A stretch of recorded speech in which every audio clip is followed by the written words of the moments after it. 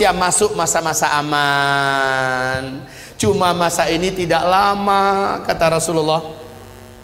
Masa ini hanya berlangsung dari 7 tahun ini adalah masa Al-Mahdi memimpin. 8 atau tahun ke-9-nya Al-Qahtani. Berarti maksimal hanya 9 tahun saja masa-masa aman ini. Khilafah tegak itu nggak lama, nggak pakai ribuan tahun lagi, nggak pakai ratusan tahun, tapi hanya paling lama 9 tahun. Di sini jumlah laki-laki 1 berbanding 50 wanita. Kemana perginya kaum laki-laki? Di sini banyak Allah cabut nyawa lelaki di muka bumi ini. Saat fase kelima yang nggak lama lagi ini, insya Allah jumlah laki 1 berbanding 50. Jangan macam-macam pikirannya, Pak. Poligami. Udah nggak kepikiran, percayalah. Yang pertama, bapak udah banyak nggak ada, ya.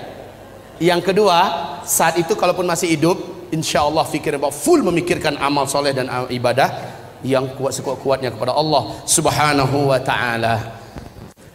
Ibarat Allah yang kami muliakan, ini dah 10 tanda besar kiamat. Oh ya, yang ke-7 belum ya? Ini Ya'juj dan Ma'juj. Ya'juj dan Ma'juj. Saya singkatkan, di sini tanda besar kiamat yang kelima, yaitu matahari terbit dari sebelah barat. Kemudian yang keenam, keluarnya binatang raksasa dari dalam perut bumi yang Allah ceritakan dalam Al-Quran. Binatang ini Allah sebut dengan sebutan Dabbatul Ardi.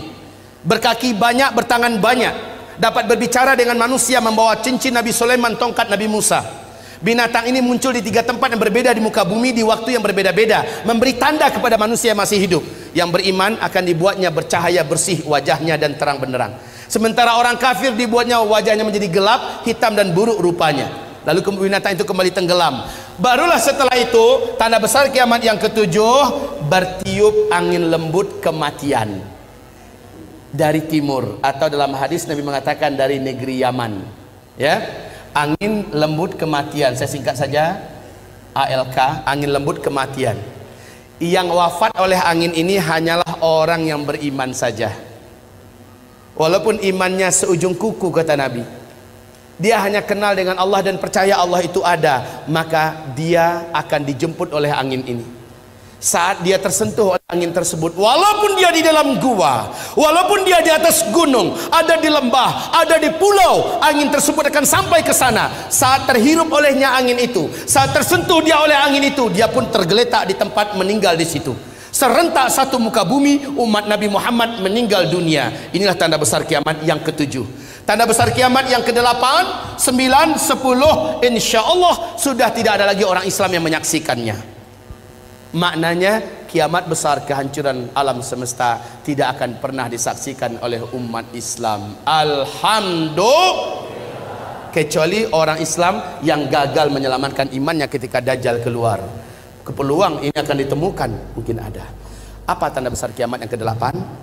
Yaitu tenggelamnya seluruh daratan bumi di sebelah timur, Australia, New Zealand, Indonesia, Malaysia, Brunei, Singapura, Thailand, Filipina, Jepang, China, India, Pakistan, yang seluruh negeri Asia Tengah, bahkan Rusia tenggelam seluruhnya masuk ke dalam bumi.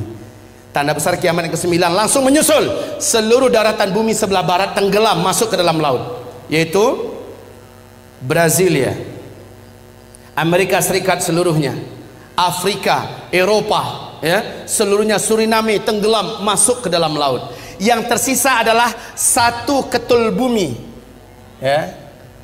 Yang tersisa adalah satu daratan bumi yang ada di timur tengah. Nah, inilah dia, Jazirah Arab dengan Syam. Hanya ini yang tersisa. Jazirah Arab ini adalah Yaman. Ini adalah Yaman, daratan paling bawahnya. Kata Rasulullah, tanda besar kiamat yang ke-10 adalah dari daratan negeri Yaman.